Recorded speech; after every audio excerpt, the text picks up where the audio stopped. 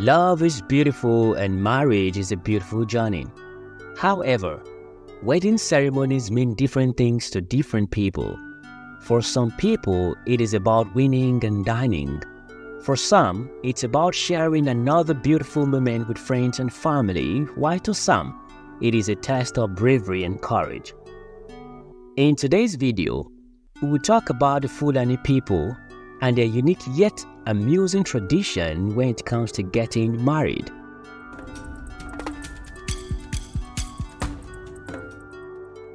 The Fulani people are a group of Africans with a unique way of life. They live in many places across Africa, mainly in countries like Nigeria, Mali, Niger, Senegal, and others. One special thing about the Fulani is that many of them are herders, taking care of animals like cows, goats, and sheep. They travel with these animals to find good pastures and water. The Fulanis have gotten people exploring and learning more about their tradition due to their special tradition called Sharoo. They also call it the Sharoo festival. You see, Sharoo is not just a regular event, it has a lot of history and meaning. So what exactly does the Sharoo festival entail? Sharoo is a kind of test for young men who want to get married in the Fulani community. It's a way to show they are strong and brave. In the Fulani culture, when a young man goes through Sharoo, he's taking an important step toward becoming a husband. The festival is held twice a year in the Fulani community.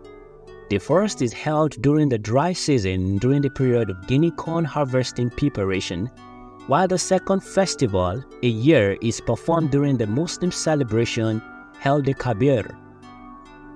The festival usually lasts 1 week.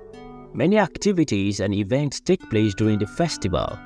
Part of these performance activities are tricksters, minstrels, and maiden dancers. The highlight of the Sharoo festival is when the groom goes through a special challenge. This challenge involves being whipped with a special whip, hence the name of the festival, Sharoo, which means flogging. The groom has to show that he can endure the whipping without showing pain and fear. It's all about showing strength, endurance, and courage, which are important qualities in their culture. So Sharoo helps them see if the groom is ready for marriage. The Sharoo festival is very important to the Fulani people, so they do not take it with levity. The Sharoo ceremony begins with a special announcement to the entire community. This way, the people know that something important is happening. People from the village or the area gather together to witness this event. It's a big deal and many people come to see what's going on. Now, once everyone is gathered, the groom, who is the man about to get married, steps forward. This is his big moment. He's about to face a challenge and everyone is watching. Here comes the really interesting part, the flogging. The groom is going to be whipped and they often get scars from the flogging. During the flogging, everyone's watching to see how the groom reacts. It's really important for him to show that he's strong and courageous. If he flinches or shows pain, it might be seen as a sign that he's not ready for marriage. So, he has to stay strong and endure the whipping without any sign of discomfort. It's important to know that the Sharoo tradition isn't the same everywhere among the Fulani people. Different Fulani communities might have their unique customs and way of doing things during Sharoo. So, while the main idea of testing the groom's courage remains, the details can vary. For instance, in some communities, the groom might have to go through the flogging multiple times, while in others, one might be enough. The length of the ceremony, the type of music and dances performed, and the special rules for the groom's behavior can all differ from one place to another. The groom's family plays a significant role during Sharoo. They are expected to be very hospitable and generous to the community. They provide food and refreshments to everyone who attends the event. This hospitality shows respect and gratitude to the community for being part of the celebration. In certain Fulani communities, after going through Sharoo, the groom might have the opportunity to choose a bride from among the women who attend the festival. This is one way in which the Sharoo tradition is linked to marriage.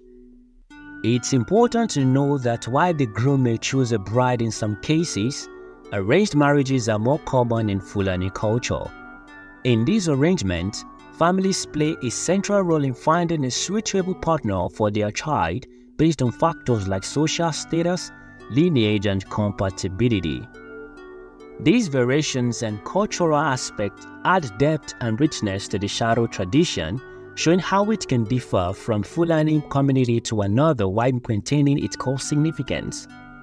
However, in contemporary times, views on the Sharoo tradition within the Fulani culture have evolved and diversified. In some Fulani communities, there has been a move towards modernizing the Sharoo ceremony. This may involve using less painful methods to test the groom's bravery, such as symbolic flogging, and substituting the whip with less harmful instruments. In some regions, the Sharoo tradition has become less frequent or intense than it once was. It is practiced as often, and the significance attached to it has diminished. While some people still practice the Sharoo tradition, a lot of Muslim Fulanis have denounced the practices because they believe it does not align with Islamic beliefs. Looking back at the Sharoo festival today, we can't help but applaud the bravery and courage of men who were willing to go to any length for their wives to be. We would love to hear from you. What do you think about the Sharoo festival? Share your thoughts in the comment sections. If you enjoyed this video and would love to see more, kindly subscribe to this channel and click on the notification bell. This way, you'll be among the first to know when we drop a new video. Thanks for watching. See you in the next one. This is Africa History TV.